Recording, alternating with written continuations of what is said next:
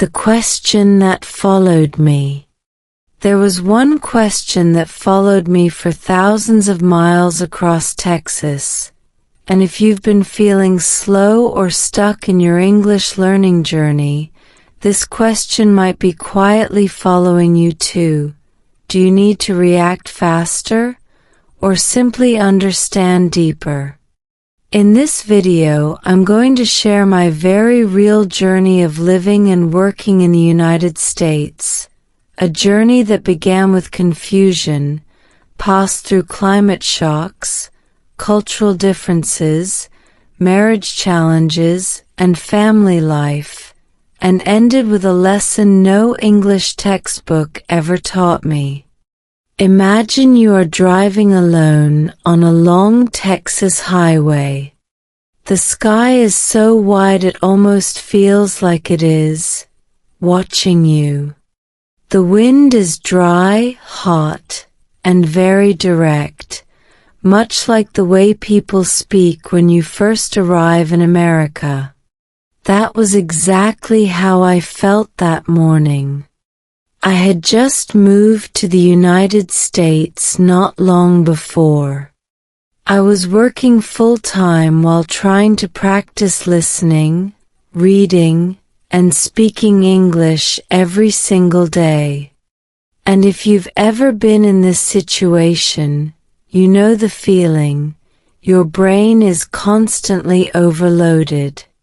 People speak English as fast as Texas wind, and you just stand there, smiling politely, while inside there is a very suspicious silence.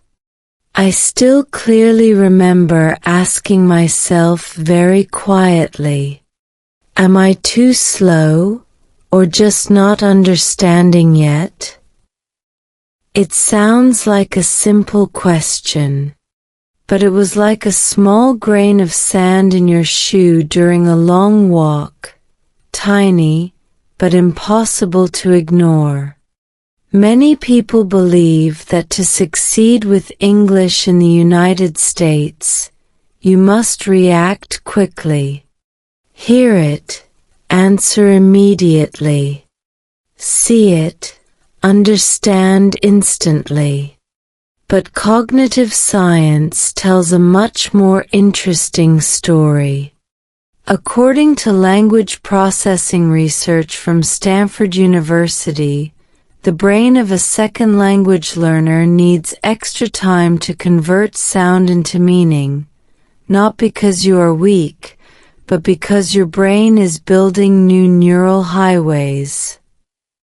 In simple words, if you feel slow, your brain may actually be working very hard behind the scenes.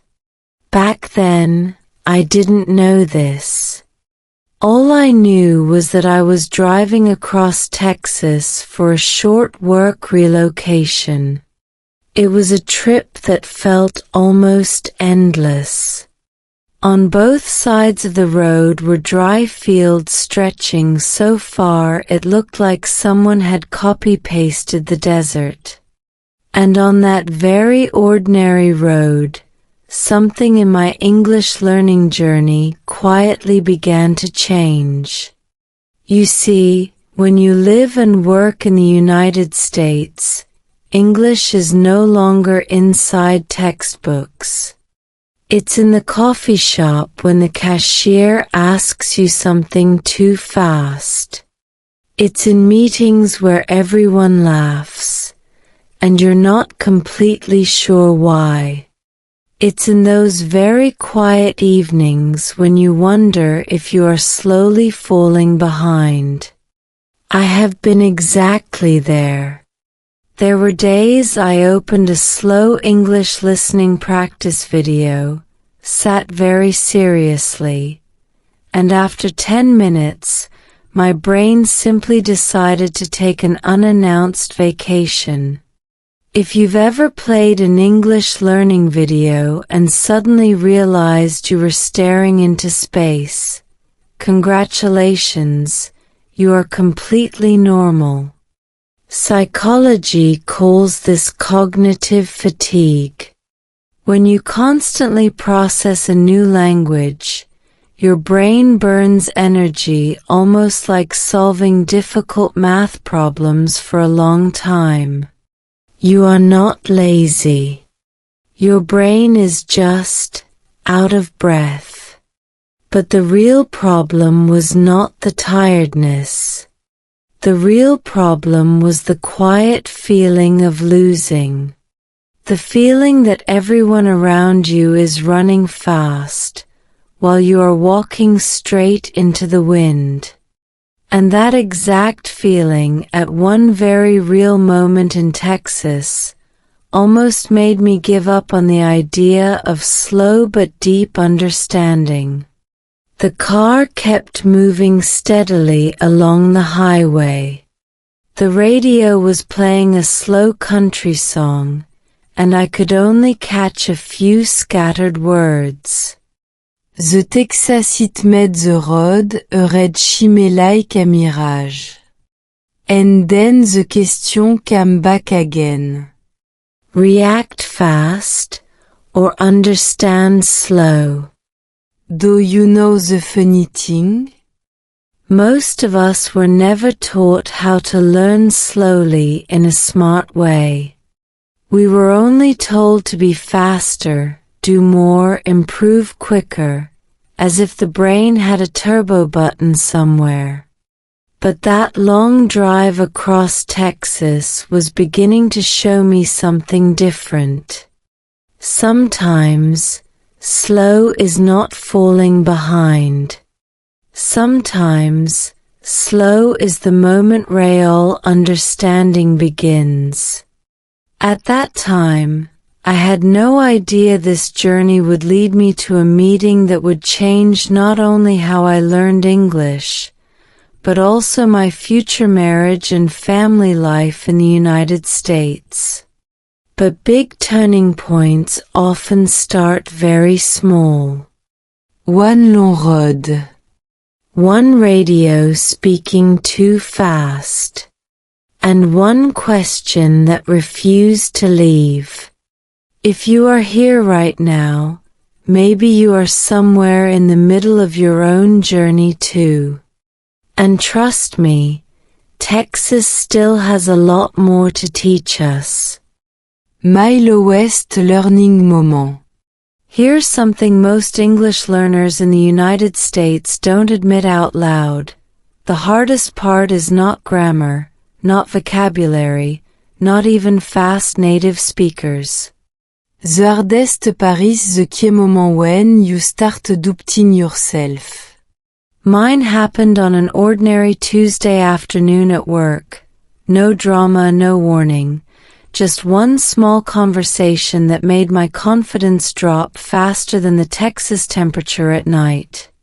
If you've ever practiced English listening and speaking seriously, you probably know the setup. You prepare. You study. You repeat sentences from slow English story videos. You feel cautiously optimistic. And then real life walks in and humbles you. I was about 3 months into living and working in the United States. On the surface, things looked fine. I could handle basic conversation. I understood meeting agenda. I even started to feel comfortable ordering food without rehearsing in my head first, which if you know, you know, that's a big milestone. But comfort can be misleading. That afternoon, my manager stopped by my desk and asked a simple question. At least, I think it was simple. The problem was not the words themselves.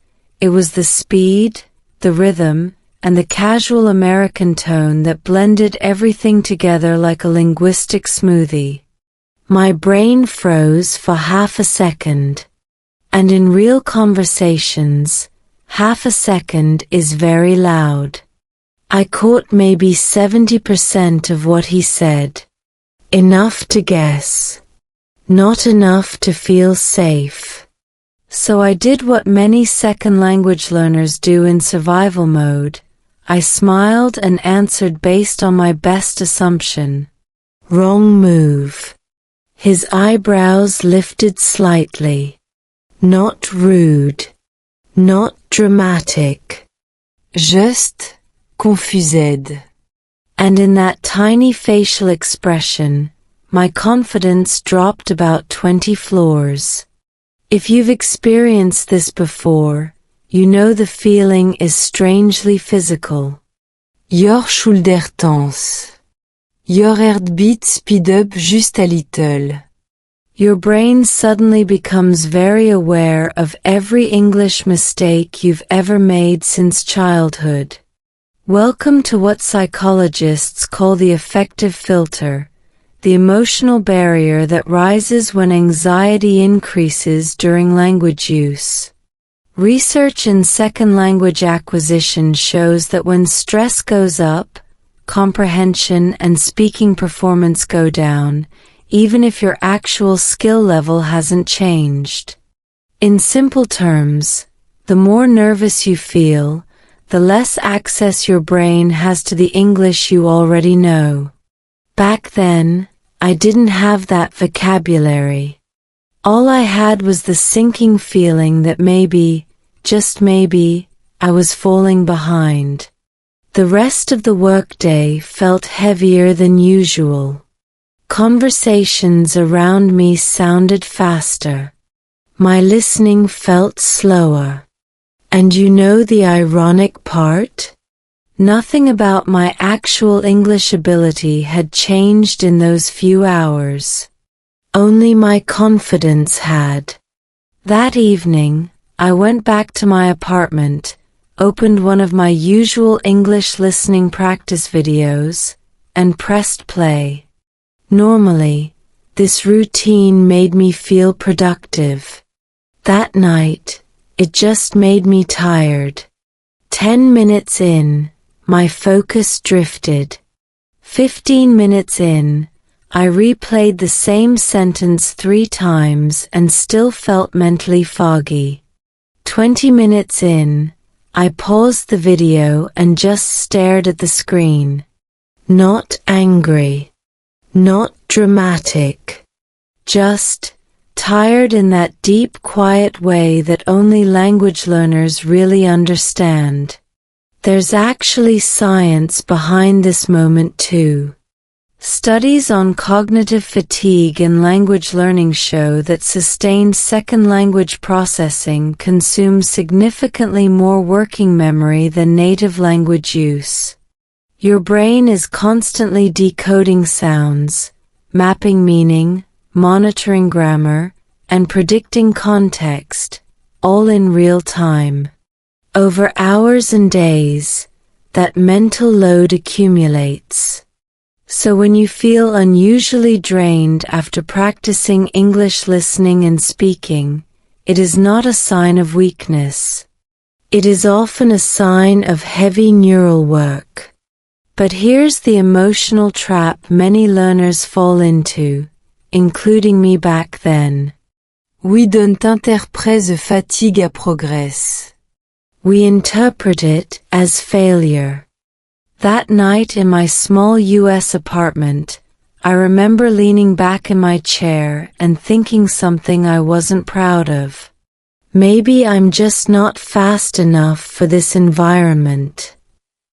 It was a dangerous thought. Not dramatic enough to quit immediately, but quiet enough to slowly erode motivation over time. And this is where many English learners in America start to disengage. Not because they lack ability. Not because they lack discipline. But because repeated micro-moments of uncertainty slowly train the brain to expect discomfort. Behavioral psychology calls this learned avoidance. When the brain repeatedly associates an activity with stress, it begins to reduce motivation toward that activity, even if the long-term goal is important. In other words, Your brain is trying to protect you from discomfort, even when that discomfort is part of growth. Looking back now, that Tuesday was not my worst English day technically. But emotionally, it was one of the lowest points in my entire journey of learning English in the United States. Because for the first time, I seriously wondered whether speed was the real problem. And that question, the same one that started following me across Texas, was about to become impossible to ignore. React faster, or understand deeper.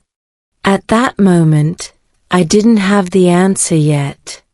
But life in America, and one very unexpected encounter on the road, was about to force me to find out. Texas weather, Texas reality. Texas doesn't just have weather, it has personality. And the first time I truly understood that, I was standing outside my car, squinting into a blast of dry heat that felt less like air and more like someone had opened an oven door directly into my face. If you've never experienced Texas climate before, let me translate. Your body adjusts slowly, whether you like it or not. And strangely, that realization became one of the most important lessons in my English learning journey in the United States. Up until that point, I had been thinking about progress in the wrong way. Like many adult learners practicing English listening and speaking, I believed improvement should feel fast, visible, measurable. More word understood today than yesterday. Faster responses in meetings. Fewer awkward pauses during small talk. But Texas had other ideas. That week, I had to travel for work across several cities. The weather kept shifting in ways that felt almost theatrical. One morning was cool and windy. By afternoon, the heat pressed down so heavily it made the horizon shimmer. And by evening, the temperature dropped just enough to confuse your wardrobe choices completely. My body struggled to keep up. The first few days, I felt constantly slightly uncomfortable, not sick, not exhausted, just off. If you've ever moved to a new climate, you know this strange in-between state. Your system is working overtime to adapt, but the adjustment doesn't happen instantly. Here's where things got interesting. One afternoon, while sitting in my rental car with the AC running at full power, I caught myself thinking something unexpected. My body isn't failing, it's adapting. And that thought hit me harder than the Texas sun. Because at the exact same time, my brain had been doing something very similar with English. There's solid science behind this parallel. Research in environmental physiology shows that when humans enter a new climate, especially hot, dry environments like parts of Texas, the body goes through a gradual acclimatization process. Heart rate, sweat response, and fluid balance all adjust over days and weeks, not hours.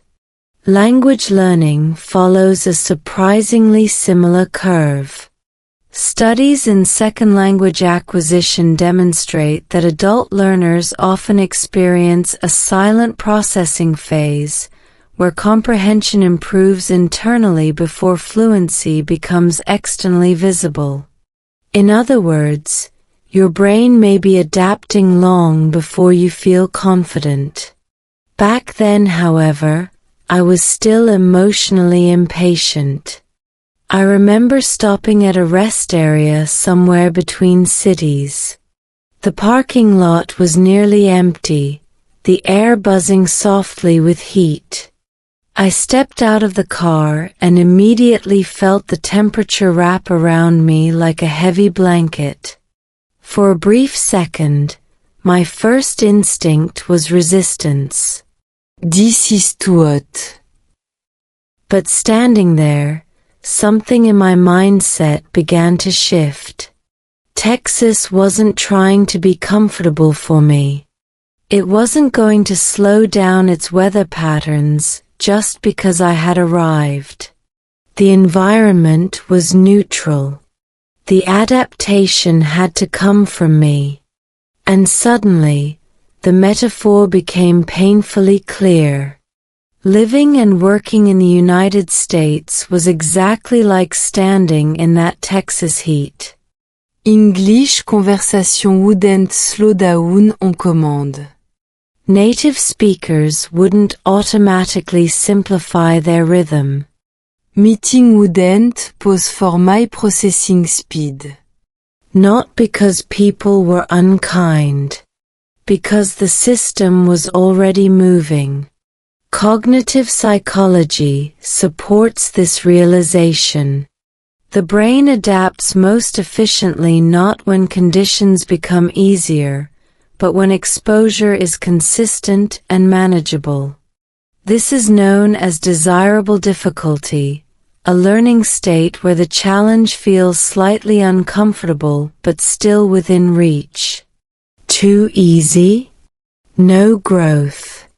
Too overwhelming? Shut down. Slightly inconfortable? Adaptation besoin. Looking back, my biggest mistake during those early months in America was misinterpreting discomfort as failure. Every time I felt slow during English listening practice, every time I needed someone to repeat a sentence, every time my brain lagged half a second behind fast speech, I assumed something was wrong.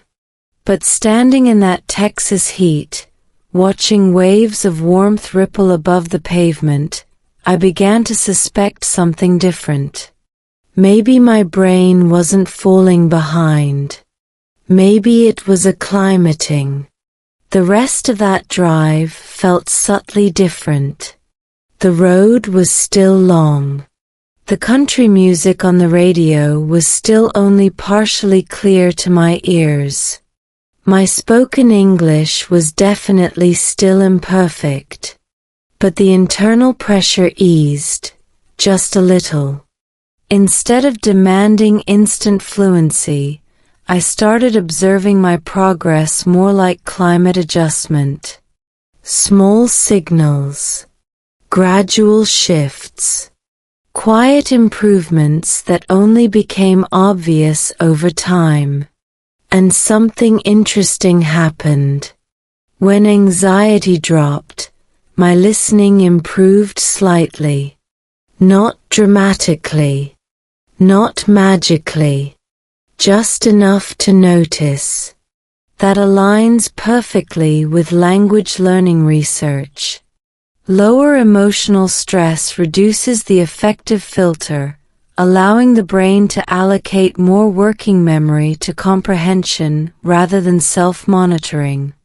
In simple English, when you relax a bit, your brain hears better. I didn't become confident overnight. I didn't suddenly understand every fast American conversation. But somewhere on that long Texas road, under that relentless sky, I stopped fighting the pace of adaptation. And that small mental shift was about to prepare me for a real-life conversation, one that would test whether I truly understood the difference between reacting fast and understanding slow. Because Texas was done teaching me through weather. Next, it was going to teach me through people. React fast or understand slow. A few days after my Texas weather awakening, life decided it was time for a practical exam, the kind you don't schedule and definitely don't feel ready for. It happened in the most ordinary place possible, a small roadside cafe somewhere between two Texas cities. Nothing fancy. Plastic menu. Soft country music. The smell of coffee strong enough to wake up your ancestors. And yet, that simple moment became one of the most important turning points in my English listening and speaking journey in the United States. I walked in mostly focused on caffeine and survival. After several days of driving and working, my brain was still adjusting to the rhythm of American English.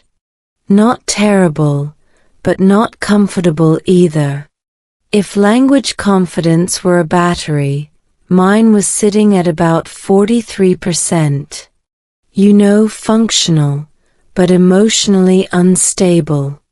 I ordered my coffee successfully, small victory. The cashier spoke quickly, but I caught enough to respond. My shoulder relaxed a little. Maybe things were improving. Then came the real test. While I was waiting near the pickup counter, a middle-aged man standing next to me started casual small talk, the most unpredictable sport in American culture. If you've lived in the US, you know exactly what I mean. Americans can turn a 3-second wait into a full social interaction. He smiled and said something friendly. My brain caught maybe 80% this time, better than before. Progress. But the last part of his sentence blurred together in that fast, relaxed Texas rhythm that still challenged my ears. And in that tiny moment, I felt the familiar fork in the road. Option 1. React fast and guess. Option 2. Slow down and make sure I truly understood. 3 months earlier, I would have chosen speed. Smile, nod, respond confidently, and hope the context saved me. But something about the Texas heat, the long drive, and the slow realization from earlier that week made me pause, just half a second longer than usual. So instead of guessing, I did something simple. I smiled and said calmly, "Sorry, could you say that one more time?"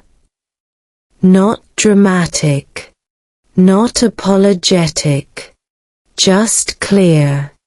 And here's the moment that surprised me. Nothing bad happened. He didn't look annoyed. He didn't look impatient. He simply repeated the sentence, slightly slower this time. And suddenly, everything clicked. The meaning was clear. The context made sense.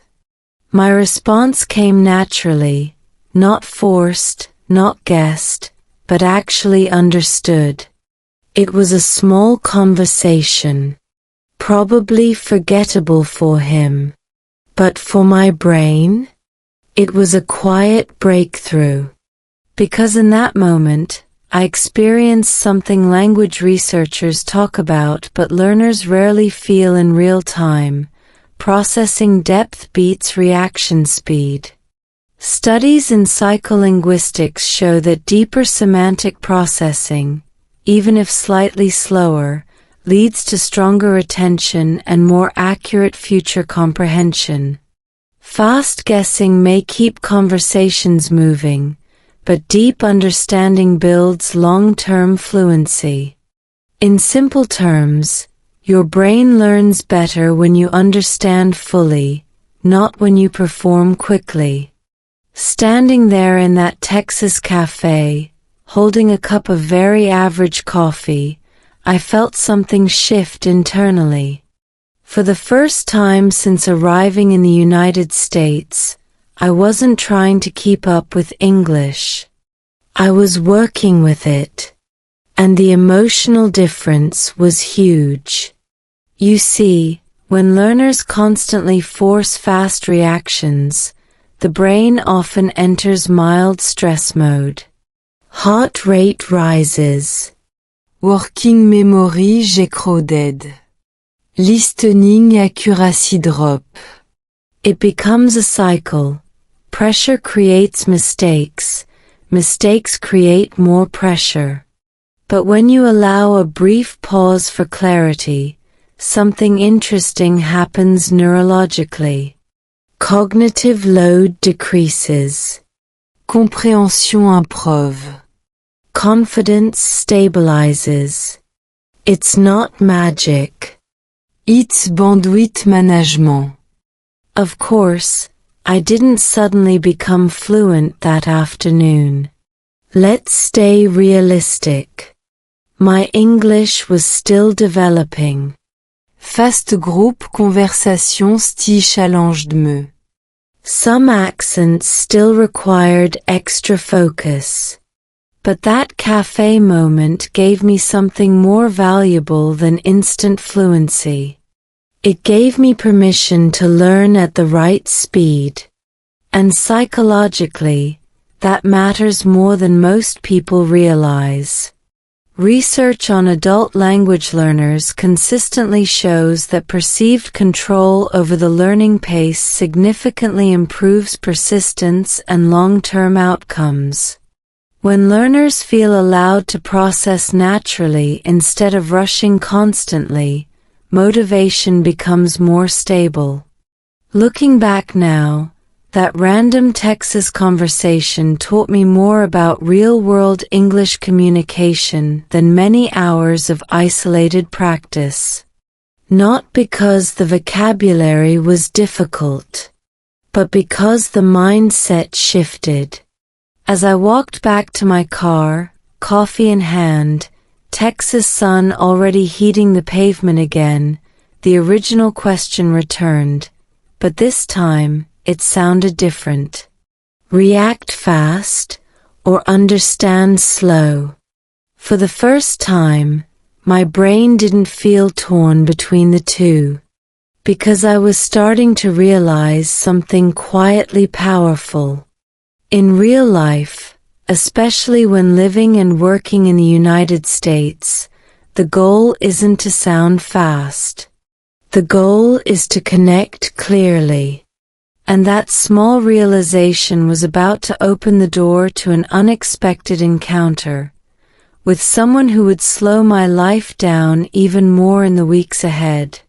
Texas, apparently, was not finished with me yet. A small talk at the gas station.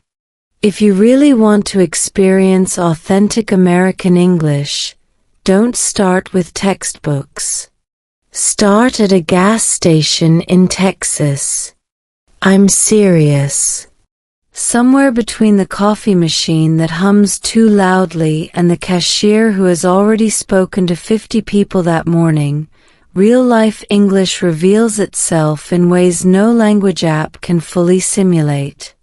And one quiet afternoon in Texas, that's exactly where my next lesson arrived. I had been driving for hours. The Texas highway stretched endlessly in both directions, the kind of road that makes time feel soft around the edges. My gas light blinked on, not dramatically, just enough to remind me that even long personal journeys still depend on very practical stops. So I pulled into a small roadside gas station. It wasn't the polished kind near big cities. This one felt deeply local. Sun-faded signs. A pickup truck parked slightly crooked. The warm air carried that familiar mix of gasoline and convenience store coffee, oddly comforting once you've lived in the United States for a while. Inside, the air conditioning it me like a roar. I grabbed a bottle of water and stepped toward the counter, mentally preparing for the usual fast English exchange. By now, after my cafe experience earlier that week, my mindset had shifted slightly. I wasn't chasing speed anymore. I was focusing on clarity. Style, réelle conversation always carry surprise.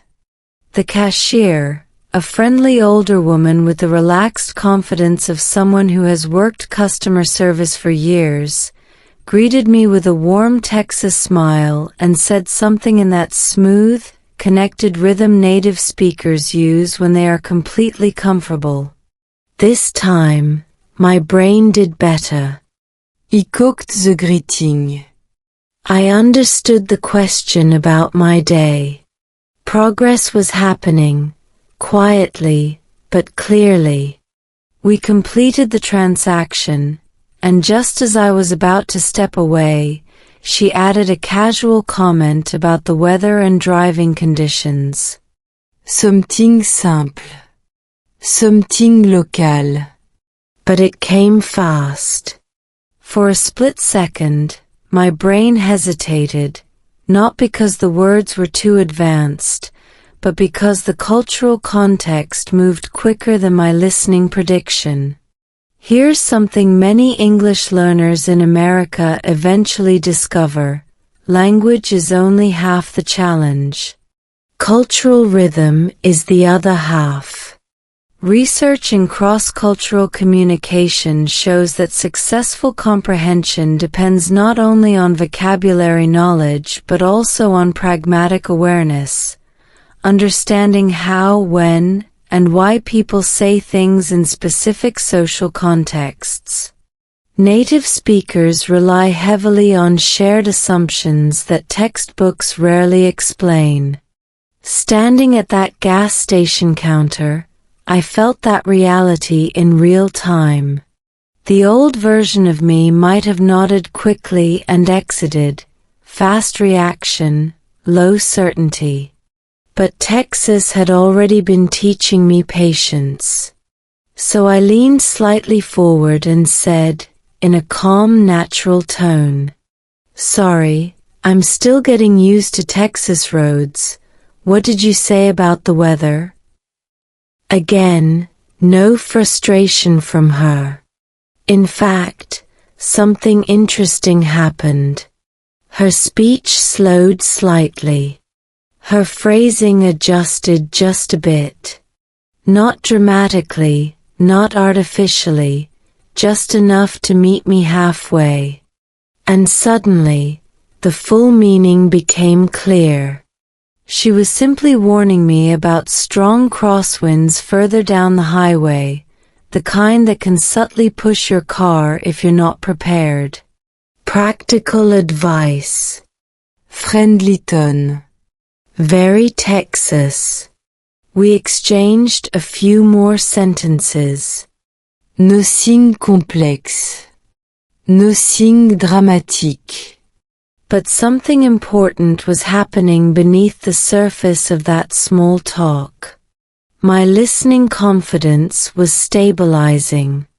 Not because conversations had become easier, but because my response strategy had become smarter. There's strong cognitive science behind this shift.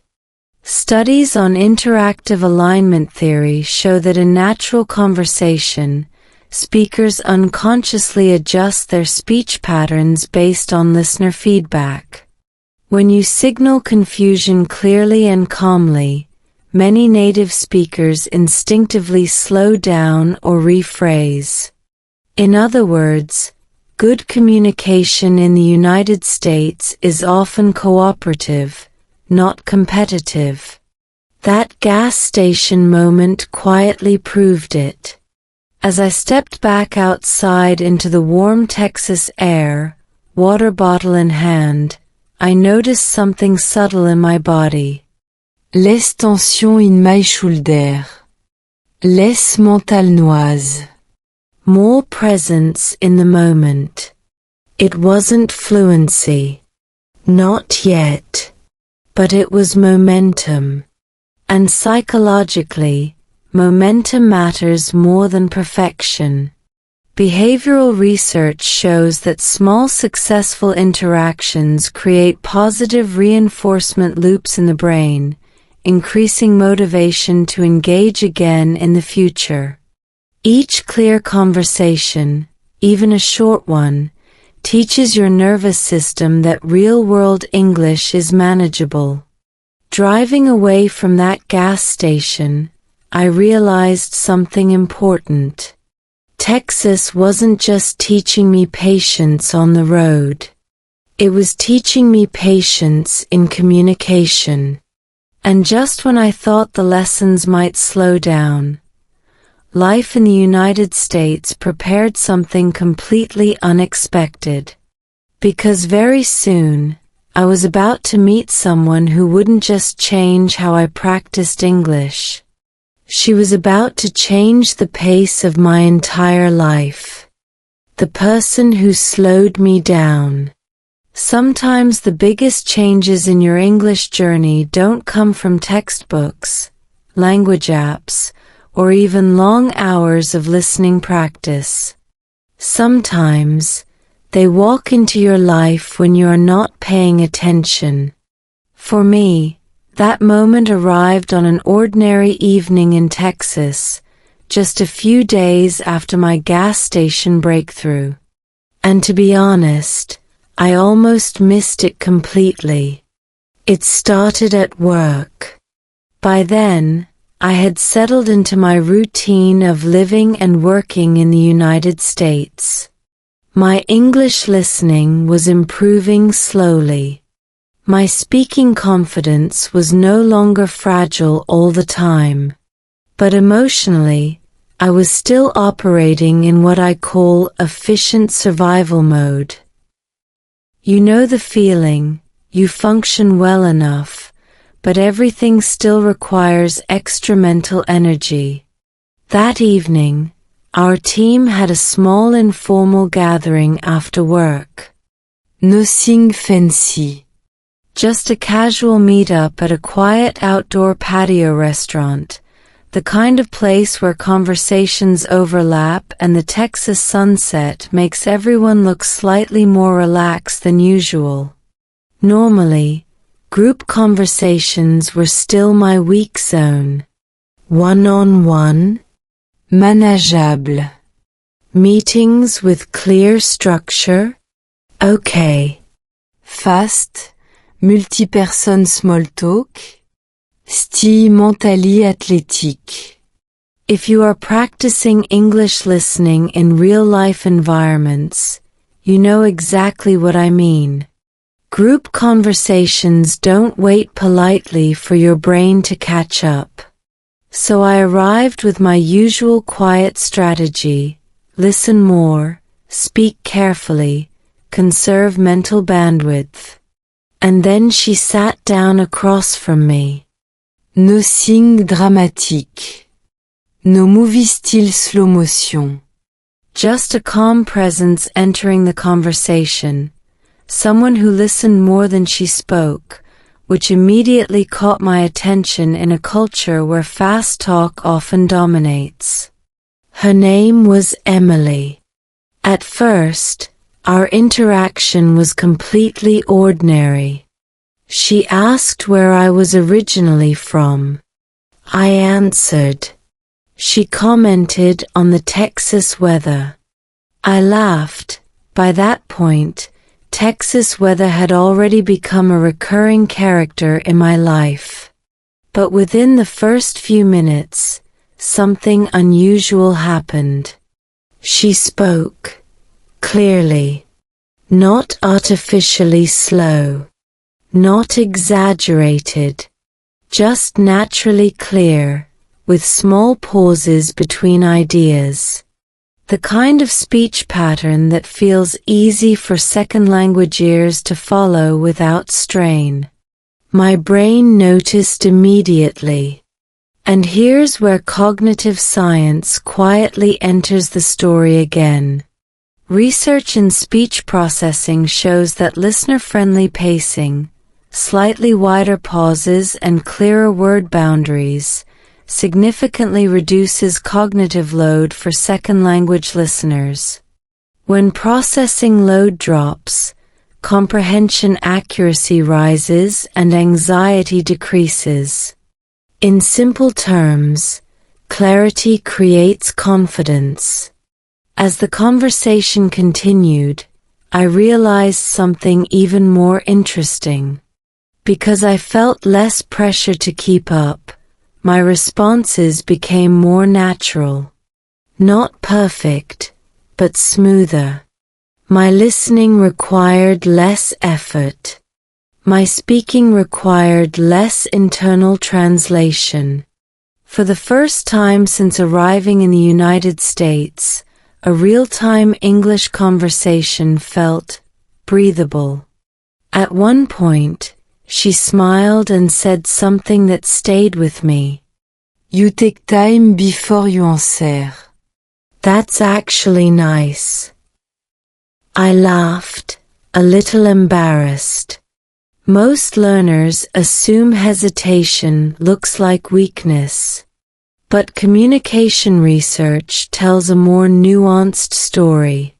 In many contexts, slightly slower response timing can signal thoughtfulness rather than confusion, especially when the speaker maintains calm body language. That small comment from Emily did something subtle but powerful. It reframed my pacing.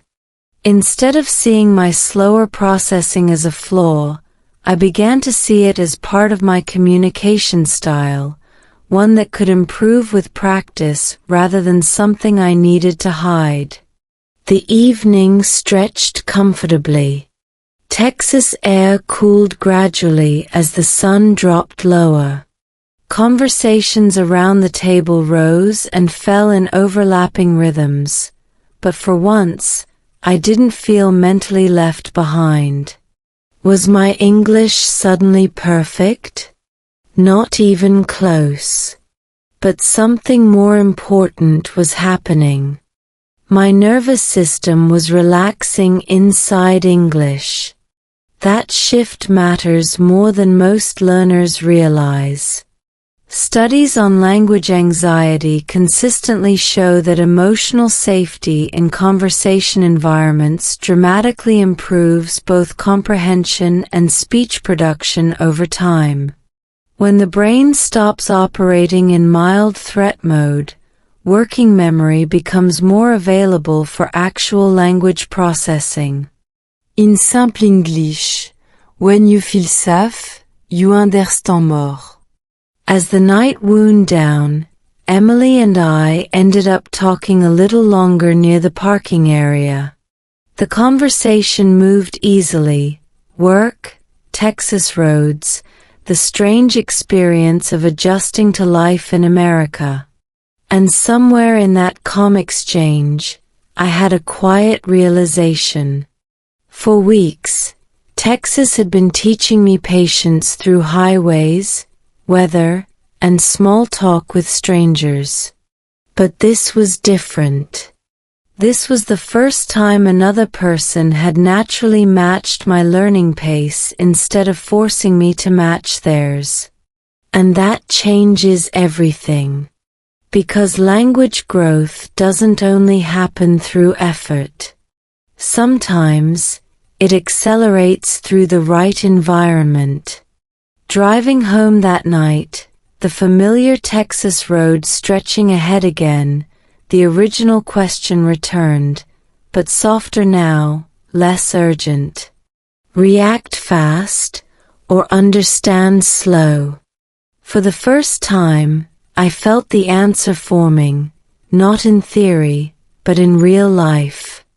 And I had a strong feeling Emily was about to play a much bigger role in that discovery than either of us expected. Love tested by language. If you want to test your English in the United States, try ordering coffee during rush hour. If you want to really test your English, try dating. Because nothing exposes the small gaps in your listening and speaking skills faster than real emotions moving at full speed.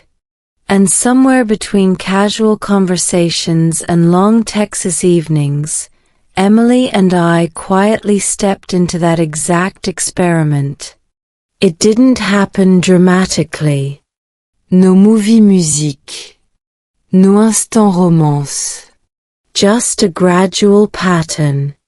After that first team gathering, we started talking more at work. Short conversations at first, the kind that feels safe for second language speakers. Weather, weekend plan, small observation about life in Texas. Topics where your brain can breathe a little.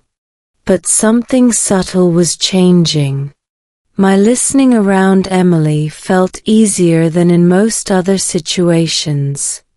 Not because she simplified everything, but because she spoke with natural clarity and, more importantly, she listened fully when I spoke. That detail matters more than most people realize. Research in interpersonal communication shows that perceived listener attentiveness significantly reduces speaker anxiety, especially for second language users. When you feel genuinely heard, your brain allocates fewer resources to self-monitoring and more to actual expression. In simple English, when someone listens patiently, your words come out better. Still, language and emotions make a complicated combination. One evening, a few weeks later, we decided to grab dinner after work. Nothing formal, just a small local restaurant with soft lighting and the kind of relaxed Texas atmosphere where conversations stretch naturally. At first, everything flowed comfortably. We talked about work. We talked about travel. We even joked about Texas weather again. By now it had become our unofficial conversation mascot. Then the conversation shifted slightly deeper. She asked about my early experience living and working in the United States, the real version, not the polite summary I usually gave coworkers. And here is where things became linguistically interesting. Because when conversations move from surface topics to emotional ones, the language demand increases quickly. Vocabulary becomes more abstract. Sentences become less predictable. Listening requires more attention to tone and nuance. My brain felt the shift immediately. There was one moment I still remember clearly. I was trying to explain how overwhelming my first months in America had felt, the constant English processing, the cultural adjustments, the quiet mental fatigue. I knew what I wanted to say emotionally, but finding the exact English phrasing in real time, that took effort. I paused longer than usual.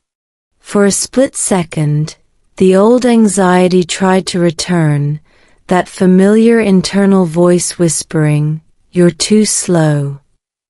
But Emily didn't rush the silence. She simply waited, relaxed, fully present. That small act did something powerful inside my nervous system.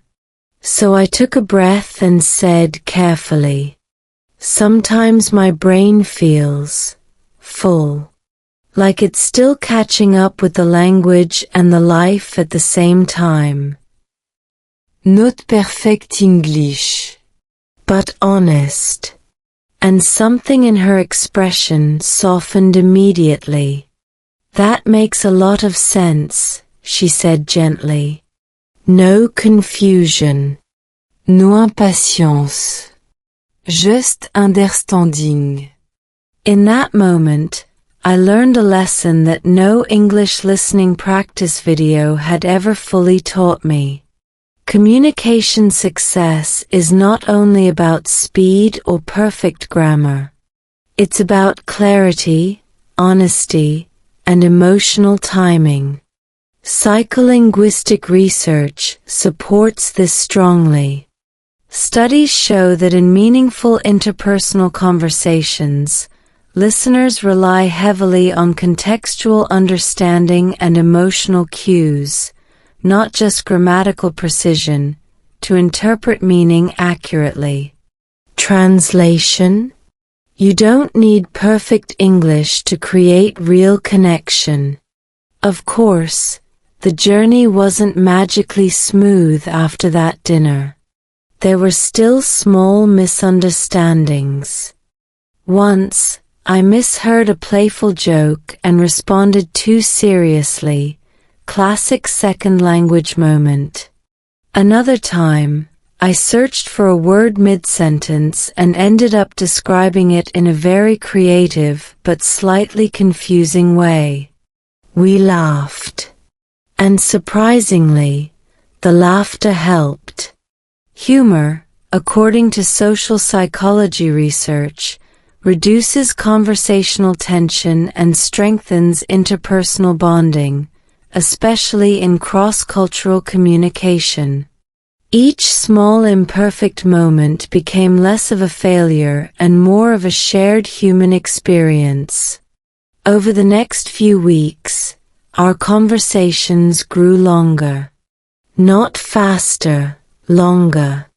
That distinction matters. I was still processing English at my natural pace. Still occasionally asking for clarification. Still mentally translating sometimes in complex moments. But emotionally, something had shifted. English was no longer just a performance tool for work and survival. It was becoming part of real life. And somewhere between Texas sunsets, slow conversations, and the quiet patience Emily consistently showed, I began to realize something unexpected. Learning English in the United States wasn't only changing how I communicated. It was slowly changing how I connected.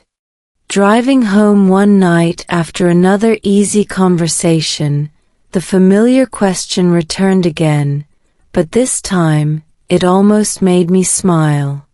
React fast, or understand slow? For the first time since arriving in Texas, I wasn't worried about the answer anymore. Because something much more important was beginning to grow. And I had a feeling this journey, both in language and in life, was about to become a lot more serious. Building a family in America. If you think understanding fast English in the United States is challenging, wait until life adds something even more complex.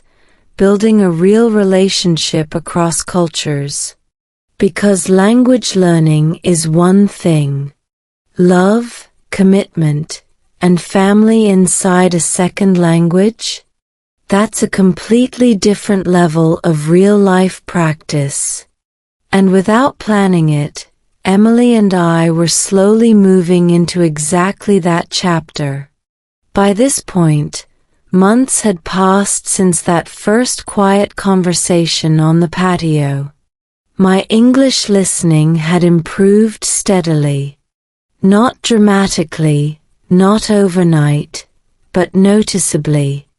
I could follow most workplace conversations without that constant half-second panic. Small talk in stores felt manageable. Even group discussions no longer drained all my mental energy. But emotional conversations? Those still required care. And life in the United States has a way of accelerating real relationships faster than you expect. Emily and I started spending more time together outside of work. Weekend walks. Casual dîner. Long drives through Texas roads that had already witnessed so much of my internal learning process. Somewhere along the way, the conversations shifted from light to meaningful. We began talking about family. Now, if you've ever discussed family values across cultures, you know this is where language becomes only part of the equation. Culture, expectations, communication styles, everything enters the room at the same time. One evening, sitting in her living room while soft music played in the background, she asked gently, "What was family life like where you grew up?" Simple question. Complex answer.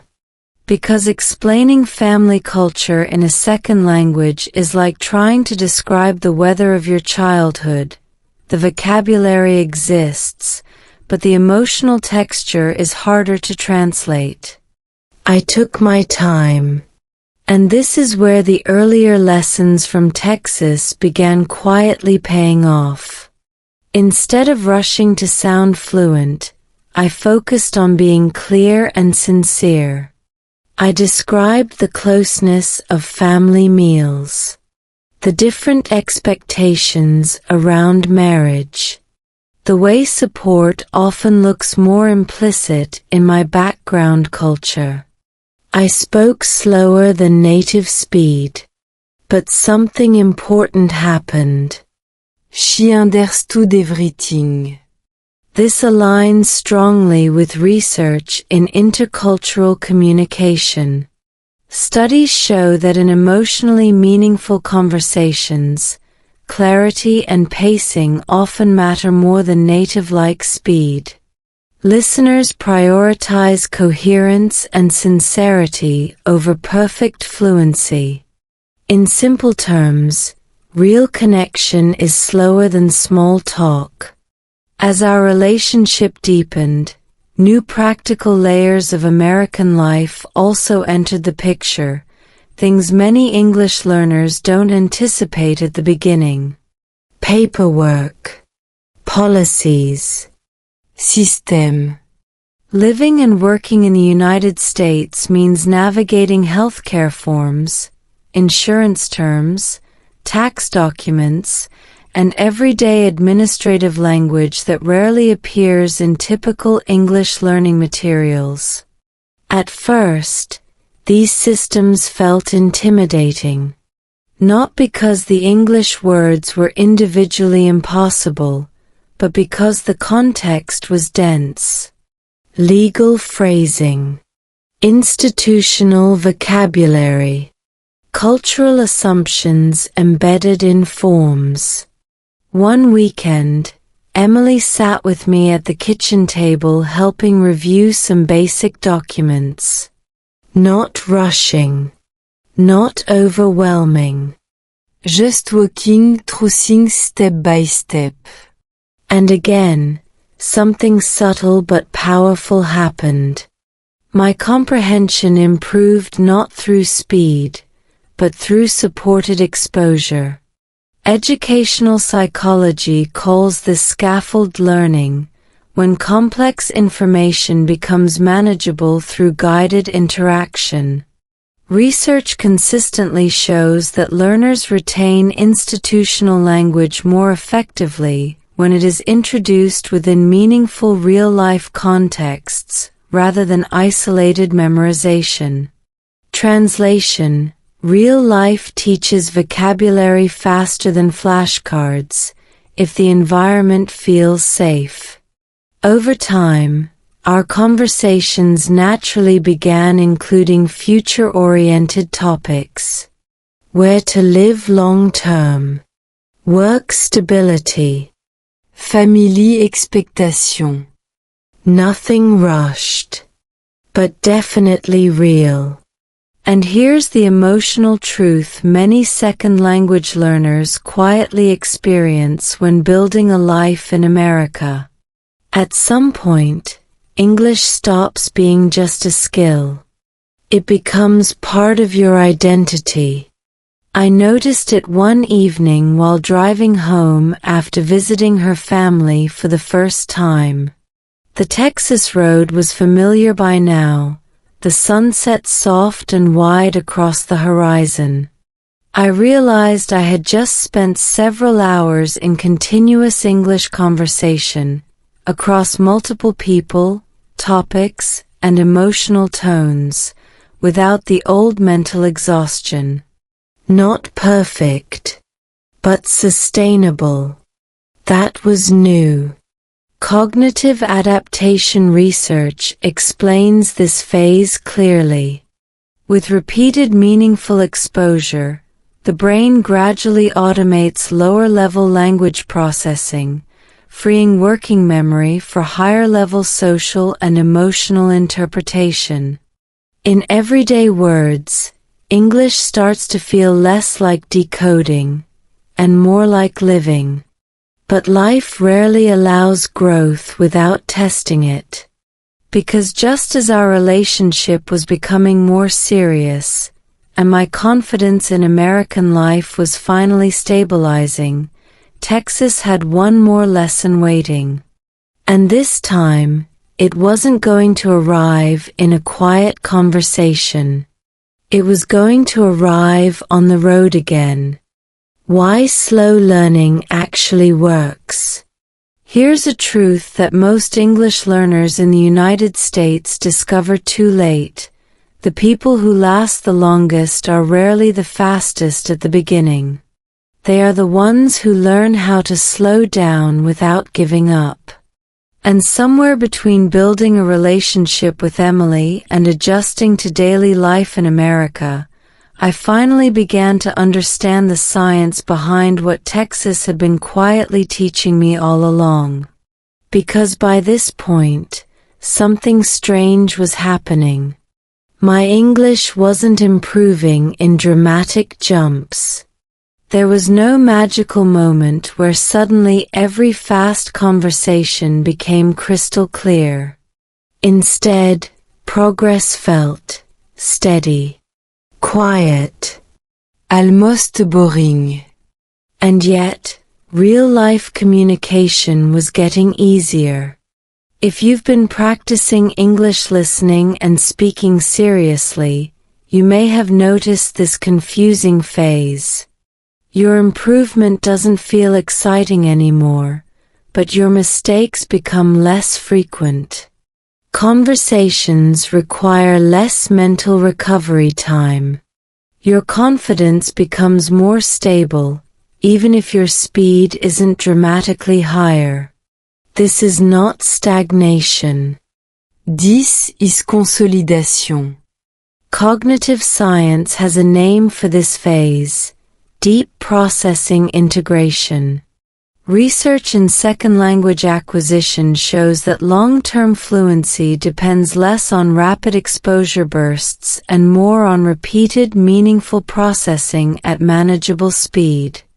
In simple English, your brain prefers slow, consistent wiring over fast, chaotic input.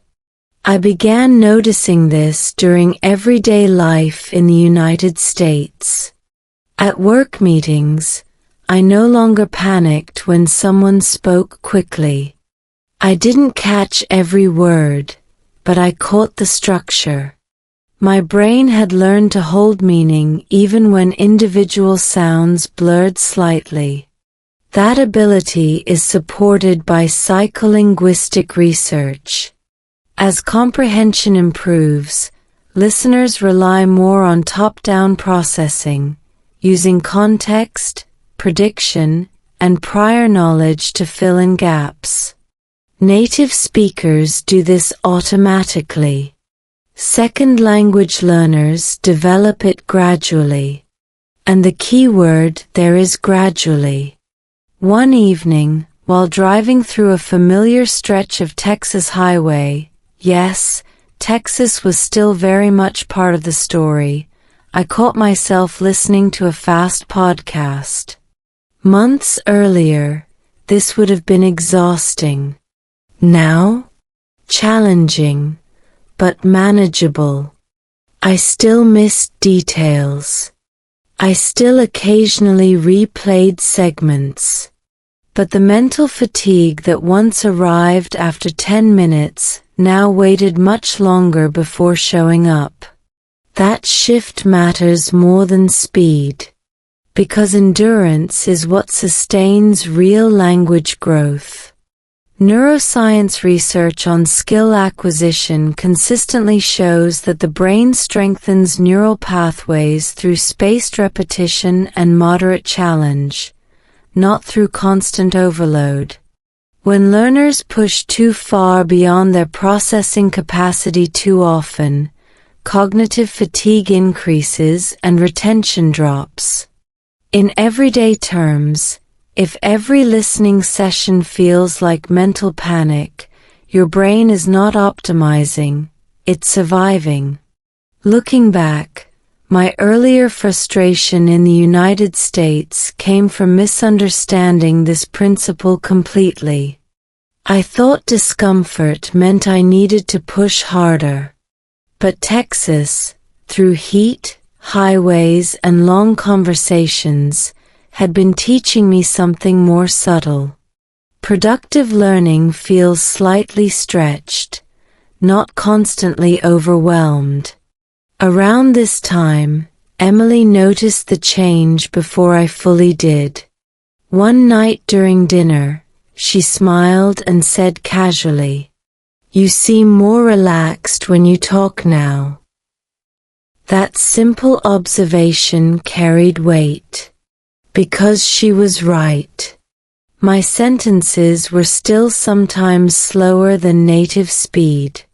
My accent still marked me clearly as a second language speaker.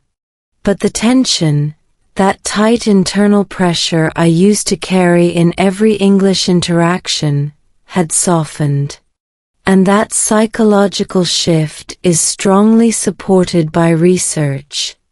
Studies on language anxiety reduction show that as learners accumulate successful communication experiences, the brain gradually lowers its threat response during language use. Heart rate variability stabilizes. Working memory becomes more available. Compréhension accuracy improve naturally. Translation: confidence is not just emotional. It is neurological. Of course, slow learning does not mean passive learning. I was still practicing regularly. Still listening daily. Still speaking whenever real-life situations allowed. The difference was strategic pacing. Instead of forcing speed, I focused on clarity. Instead of chasing perfection, I tracked comfort. Instead of fearing pauses, I used them. And slowly, very slowly, English in the United States began to feel less like something I was constantly chasing, and more like something I was growing into. Driving home that night, the Texas sky stretching wide and calm above the highway, the original question returned once again. React fast, or understand slow? This time, the answer felt almost obvious. Because the road had already shown me the pattern. Speed impresses people for a moment. But deep understanding carries you for miles. And very soon, Texas was about to give me one final road test to prove it. The habits that changed my English. If there is one thing living and working in the United States has taught me, it's this: fluency rarely comes from one big breakthrough. It comes from small habits repeated so consistently that one day you look back and realize, you are not the same learner anymore. And somewhere along my Texas journey, between long drives, real conversations, and many imperfect sentences, I quietly built the daily habits that finally stabilized my English. None of them were dramatic. In fact, that was the point. Because earlier in my journey, I had tried the opposite approach: intense study bursts, long listening sessions, pushing my brain until it felt like overcooked noodles. The result? Temporary progress, followed by heavy cognitive fatigue. But after months of real life in America, I began shifting towards something research strongly supports: low friction, high frequency exposure. In simple English, small practice, repeated often, beats heroic effort done rarely. One of the first habits I built was what I call ambient English listening. Nothing fancy. While driving through Texas highways, which by now had become my unofficial classroom, I played natural English audio at comfortable speed. Not to understand every word, just to stay connected to the rhythm. This approach aligns closely with findings in auditory language acquisition. Studies show that regular exposure to comprehensible but slightly challenging input helps the brain gradually tune its phonetic recognition system.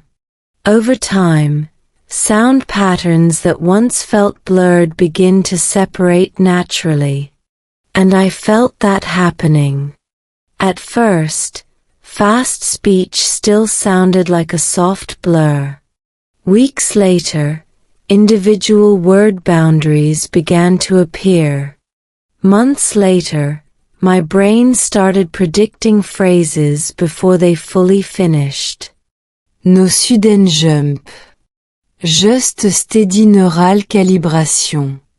The second habit was even simpler, and honestly, slightly uncomfortable at the beginning.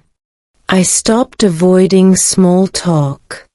Earlier in my US life, I treated casual conversations like optional side quests. If I could complete an interaction efficiently and exit, my nervous system was happy. But research in interaction-based language learning is very clear. Real conversational engagement accelerates fluency far more effectively than passive study alone. The brain needs live feedback loops, unpredictable responses, real timing pressure, emotional context. So I started leaning in. Short conversation with coworker. Brief exchanges with cashiers. Light comments about Texas weather, which at this point, I could probably discuss professionally. Not every interaction was smooth. Some were awkward. Some required repetition. Some ended with me mentally replaying what I could have phrased better. But something important was happening beneath the surface. My tolerance for real-time English was expanding. Cognitive adaptation research explains this well. With repeated exposure to mildly challenging speaking situations, the brain reduces its anticipatory anxiety response. Over time, the emotional spike before speaking decreases, allowing smoother production. In everyday terms, the more you survive imperfect conversations, the less scary they feel. The third habit, and perhaps the most underrated, was strategic patience. Earlier in my journey, silence felt dangerous. If there was even a small pause in conversation, I felt pressure to fill it quickly to appear fluent. But after everything Texas had taught me, I began experimenting with something different. I allowed half-second pauses. Not long enough to feel awkward. Just long enough to think clearly. And here's the fascinating part.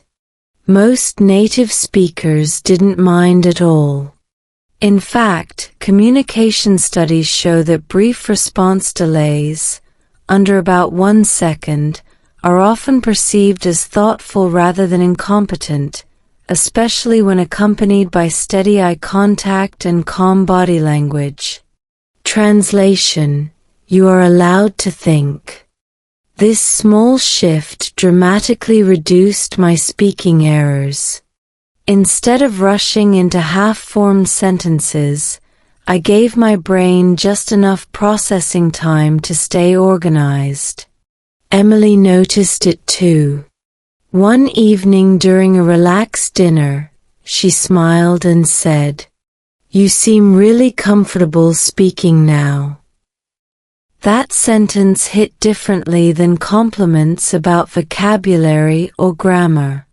Because comfort was exactly what had changed. My English wasn't perfect. My accent was still clearly mine. But the constant internal pressure, the feeling of racing against native speed, had finally loosened its grip. Driving home later that night, Texas sky wide and familiar above me, I reflected on how surprisingly ordinary the habits were that created this shift. Nos secrets méthodes.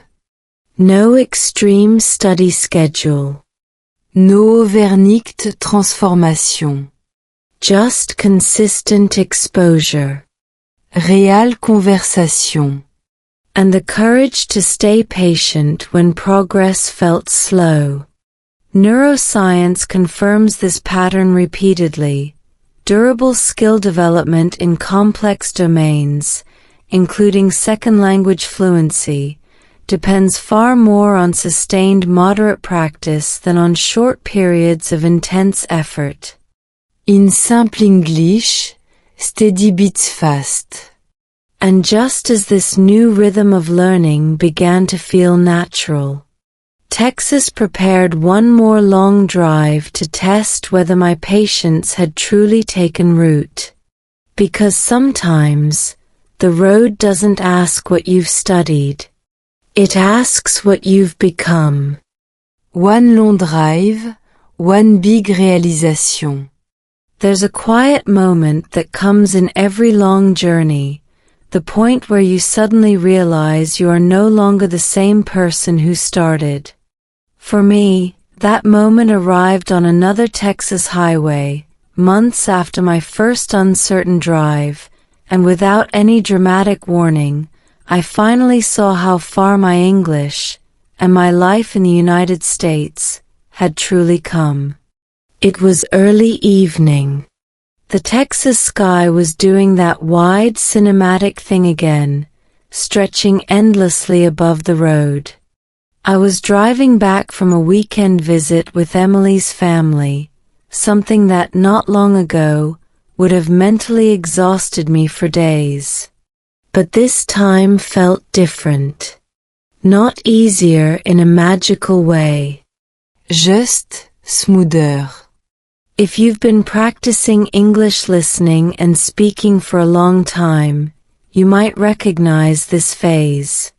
Conversations still require attention, but they no longer drain your entire mental battery. You miss fewer key points. You recover faster when you do. That evening drive gave me space to notice something important. For the past few hours, I had been in continuous English conversation. Multiple people, overlapping topics, natural family humor, fast shifts between subjects, and my brain had kept up far better than it used to. Not perfectly, but sustainably. And in language learning, sustainability is the real milestone. Cognitive science explains this transition through what researchers call processing automaticity. With enough meaningful repetition, lower-level decoding, sounds, common phrases, sentence patterns, becomes partially automated, freeing working memory for higher-level comprehension. In simple English, your brain stops working so hard just to keep up. I could feel that happening in real time. Months earlier, group conversations felt like juggling while riding a bicycle in strong Texas wind. Every second required conscious effort. Now, my brain was still alert, but no longer overwhelmed. The difference showed up in small ways. I caught jokes faster. I interrupted less awkwardly. I no longer mentally translated every complex sentence before responding.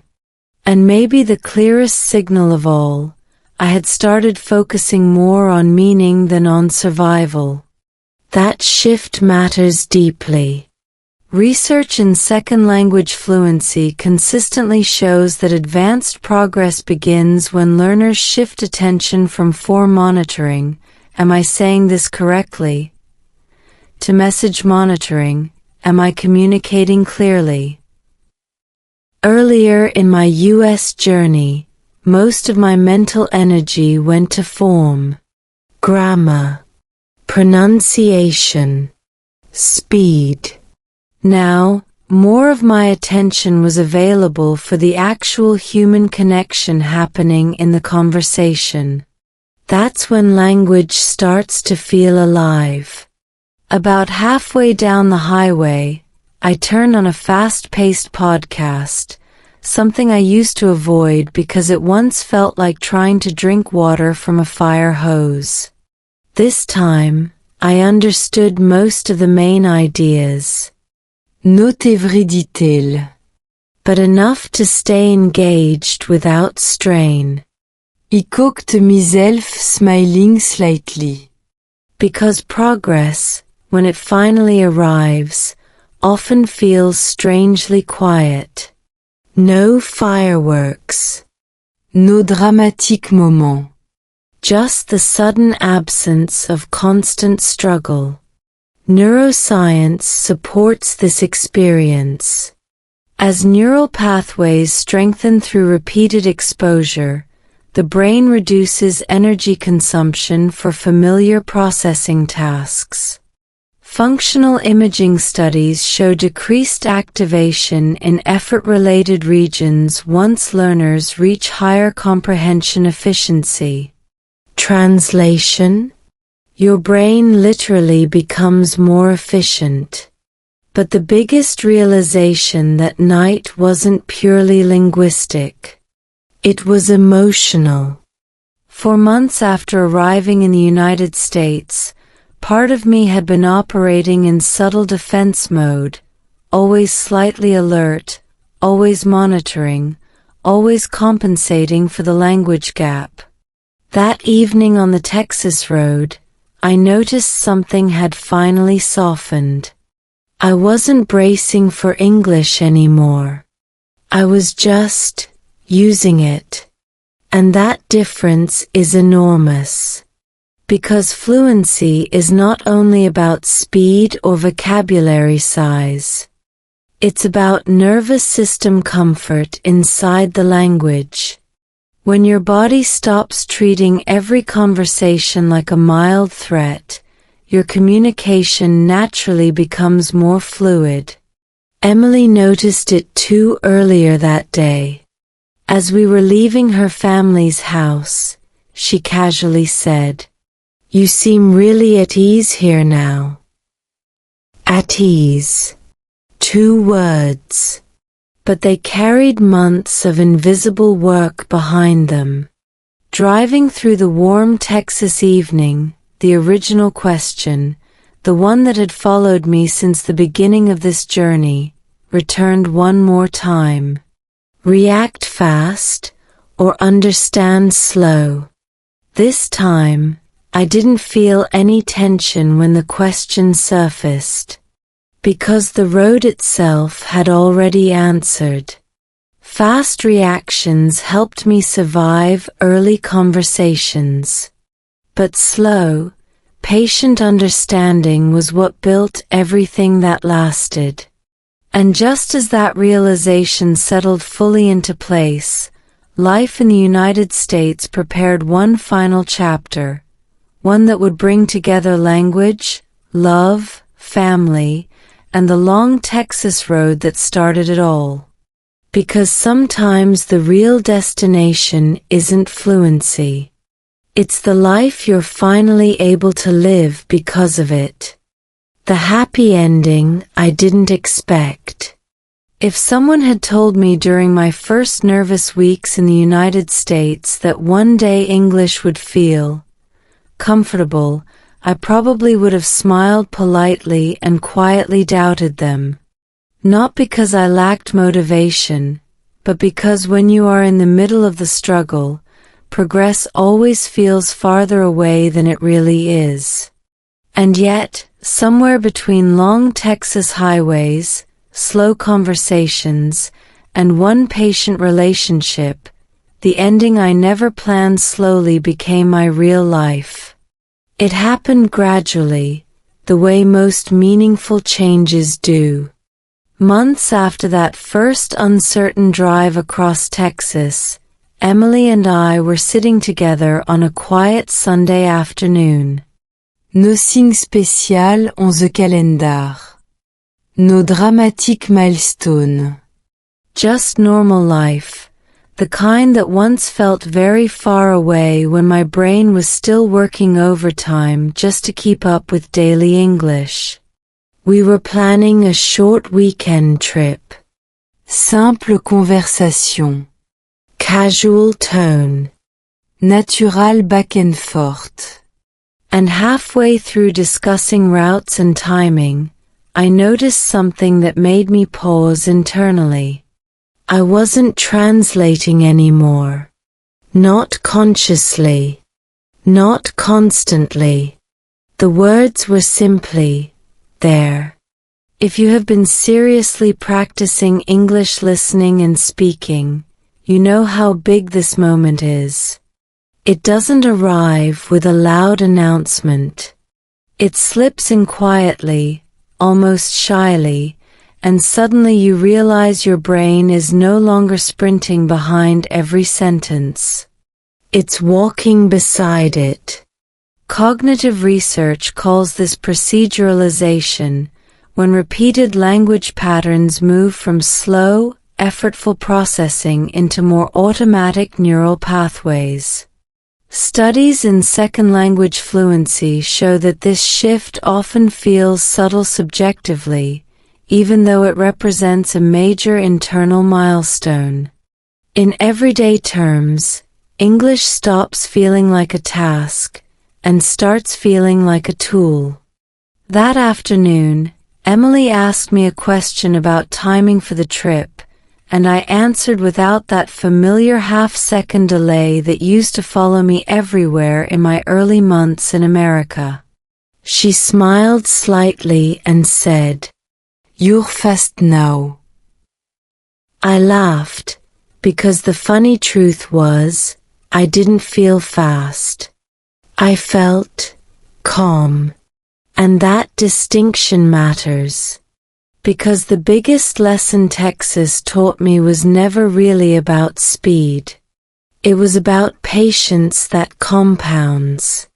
Living and working in the United States had forced my brain through every uncomfortable stage: confusion, cognitive fatigue, small social mistakes, slow adaptation, and gradual confidence rebuilding. None of it was glamorous. None of it was instant. But it was real. And real learning tends to last. Over time, our relationship grew more serious. Conversations about the future stopped feeling abstract. Practical life planning, housing, schedules, family visits, became normal parts of daily discussion. And here's something many English learners quietly discover when building a life in America. At some point, the language stops being the main obstacle. Life becomes the focus again. One evening, not long after that quiet Sunday, Emily and I were driving, yes, once again, across a familiar Texas road at sunset. Warm light stretched across the horizon, the same wide sky that had once witnessed my most uncertain early days. Except this time, everything inside me felt different. The conversations in the car flowed easily. The road felt familiar. The language no longer felt like foreign terrain. I caught myself thinking about the original question that had followed me since the beginning of this journey. React fast or understand slow? And for the first time, the answer felt completely clear. Fast reactions helped me survive the beginning. But slow, patient understanding built the life I'm living now. Neuroscience, psychology, and plain real-world experience all point to the same conclusion. Sustainable fluency is not built through constant pressure to perform quickly. It grows through repeated meaningful exposure at a pace the brain can actually absorb. In simple English, consistency beats intensity. Clarity beats speed. Patience beats panic. If you are somewhere in the middle of your own English learning journey, maybe tired, maybe frustrated, maybe quietly wondering if you are progressing fast enough, I want you to remember something Texas taught me the long way. The road is long for everyone. The learners who succeed are not always the fastest. They are the ones who stay on the road. That unexpected happy ending I found in the United States, in language, in confidence, and in love, didn't come from pushing my brain to move faster than it was ready. It came from finally working with the pace of real learning. So if your progress feels slow right now, take a breath. You might not be behind. You might just be building something that actually lasts. Before you leave this video, let me ask you something quietly but honestly. How many times have you almost given up on your English journey because progress felt too slow? If this story of driving across Texas taught patience sounded familiar, that's not an accident. Real English doesn't grow in perfect classrooms. It grows on long roads, in awkward conversations, and in the small moments when you decide to keep going instead of quitting. If today's Real English Story Practice helped you listen a little clearer, understand a little deeper, or feel a little less alone in your learning journey, then you're exactly who this channel is for. Every week, I share slow, real-life English stories about life in the United States, from culture and climate to love, marriage, and family, designed to help your brain absorb English naturally, calmly, and effectively. Subscribe now so you don't miss the next story. Like the video if you want more slow, clear English practice. And in the comments, tell me, are you learning to react fast, or to understand slow? Because c'est trop si simple. Fluent English is not built in a rush. It is built by the people who stay on the road. See you in the next story.